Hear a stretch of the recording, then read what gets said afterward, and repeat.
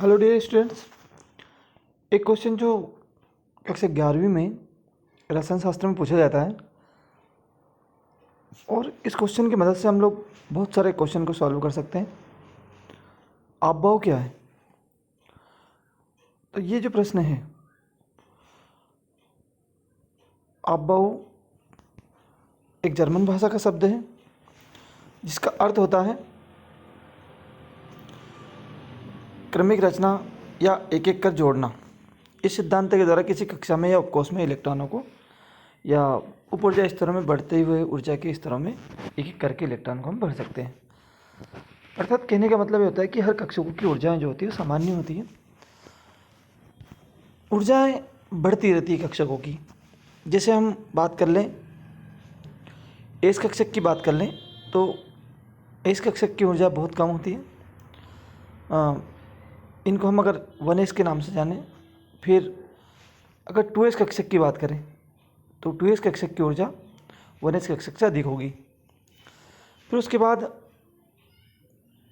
इससे अधिक ऊर्जा वाली बात करें तो हम 2p कक्षक देखें तो इससे इसकी ऊर्जा और भी अधिक होगी। और आपभाव सिद्धांत हमें यही बताता है कि किसी भी परमाणु के कक्षकों में ऊर्जा के बढ़ते हुए क्रम में इलेक्ट्रॉनों को कैसे भरा जाए। इलेक्ट्रॉन भरने का जो क्रम होता है वो हम आपभाव सिद्धांत के आधार पर ही देख सकते हैं। तो चाहो तो आप इसका स्क्रीनशॉट ले सकते हैं। अब उसके बाद ये एक ग्राफ है, इसके द्वारा भी हम समझ सकते हैं कि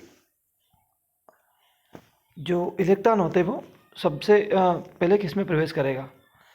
तो हम चाहे तो इसको एक ट्रिक के माध्यम से भी सीख सकते हैं। हम चाहे तो ऐसा 1s 2s 3s 4s 5 6 इस तरह से लिख दें।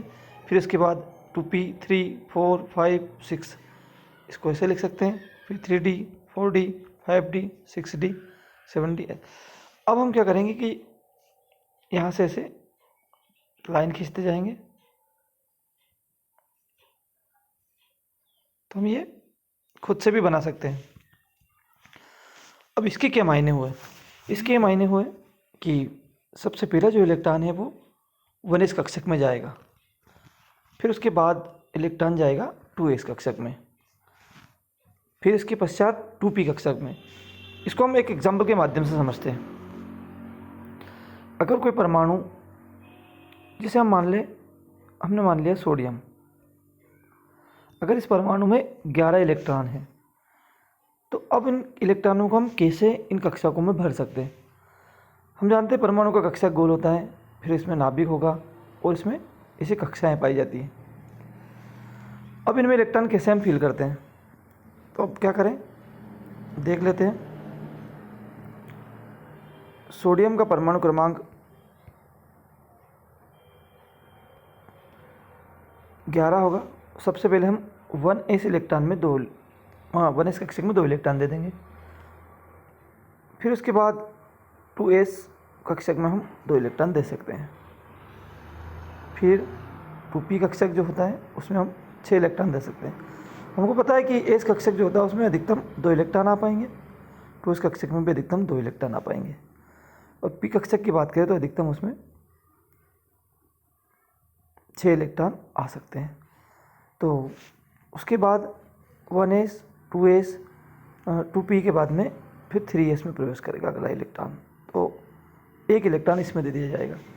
तो फिर 1s 2s 2p6 और 3s 1। मतलब हम इसका जो व्यवस्थित क्रम है वो जान सकते हैं। 1s के बाद इलेक्ट्रॉन आया 2s में, फिर 2s के बाद आया इलेक्ट्रॉन 2p में, फिर 3s में। तो इस तरह से हम किसी भी परमाणु का अगर इलेक्ट्रॉनिक विन्यास की बात करें तो वो भी इससे निकाल सकते हैं।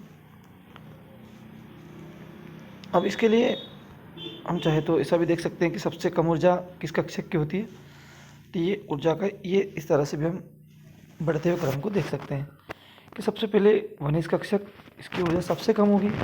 फिर इससे थोड़ी ज़्यादा 2s कक्षक की, फिर इससे ज़्यादा 2p कक्षक, फिर 3s 3p 4s 3d इस तरह से। अब हम ये जान सकते हैं कि किस कक्षक में कितने इलेक्ट्रॉन आ सकते हैं। तो हम देख लें, अगर एस कक्षक की बात करें तो एस कक्षक में अधिकतम 2 इलेक्ट्रॉन आ सकते हैं।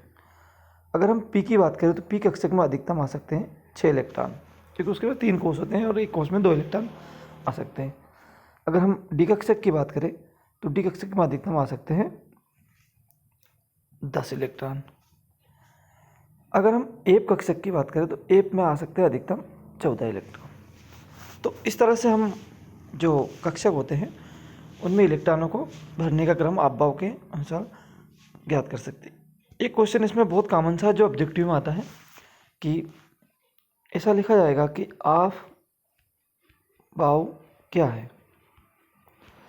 तो बहुत सारे स्टूडेंट समझते हैं कि आपभाव किसी वैज्ञानिक का नाम होगा, क्योंकि जैसे डाल्टन के परमाणु सिद्धांत होते हैं, हिंड का नियम होता है, इस तरह से इसको भी हम ऐसा समझते हैं कि आपभाव किसी वैज्ञानिक का नाम है। तो मैं आपको बता दूं ये वैज्ञानिक का नाम नहीं है। आपभाव एक जर्मन भाषा का शब्द है।